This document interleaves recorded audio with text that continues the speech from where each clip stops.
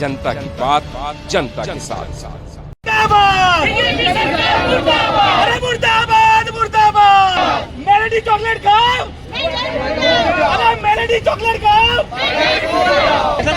केंद्र सरकारकडून पेट्रोल डिझेलची दरवाढ कमी करण्यात येणारा पुरवठा तसेच शेतकऱ्यांच्या कांद्याला कवडीमोल भाव मिळत असल्याच्या मुद्द्यावरून शिवसेना उद्धव बाळासाहेब ठाकरे पक्षाने केंद्र व राज्य सरकार विरोधात आक्रमक भूमिका घेत आज नंदुरबार येथील नेहरू चौकात निषेध आंदोलन केले।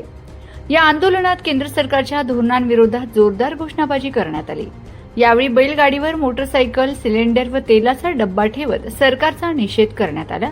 तसेच शिवसेना पदाधिकारी यांनी गळ्यात कांद्याची माळ घालून तसेच मेलेडी चॉकलेट वाटत केंद्र सरकार व राज्य सरकारचा निषेध केला।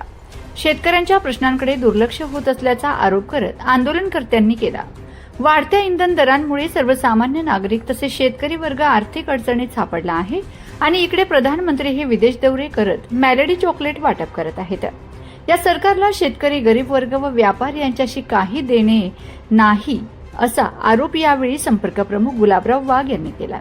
त्याचबरोबर कांदा उत्पादक शेतकऱ्यांना योग्य दर मिळावा आणि त्यांच्या प्रश्नांवर तातडीने उपाययोजना कराव्यात अशी मागणी करण्यात आली आहे।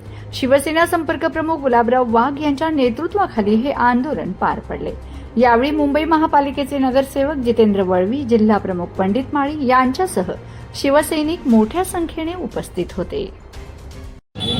तर आज शिवसेनेने निषेध आंदोलन केलं केंद्र सरकारच्या या देशामध्ये, संपूर्ण देशामध्ये डिझेल आणि पेट्रोलची टंचाई असताना आमचे फेको पंतप्रधान हे 5 देशाचा दौरा करतायत आणि आपल्या इटालीच्या राष्ट्राध्यक्ष यांच्यासोबत मेलोडी चॉकलेट खातायत आणि मजा मारतायत।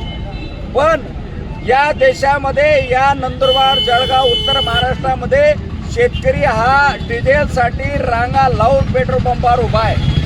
तरी सुद्धा पंतप्रधानाला काही वाटत नाही आणि कोणतीही गोष्ट, कोणतीही प्रतिक्रिया या विषयावर पंतप्रधानाने दिलेली नाही। या महाराष्ट्रामध्ये एक फेकू आहे आणि दिल्लीमध्ये एक फेकू आहे। पण मला त्यांना आव्हान आहे, त्यांना इशारा आहे की ही जी वाढलेली महागाई आहे, डिझेल असेल, पेट्रोल असेल, गॅस असेल, याचे भाव ताबडतोब रद्द केले पाहिजेत, कमी केले पाहिजेत अशी आमची शिवसेना उद्धव बाळासाहेब ठाकरे पक्षाच्या वतीने मागणी आहे। जनता की बात जनता के साथ।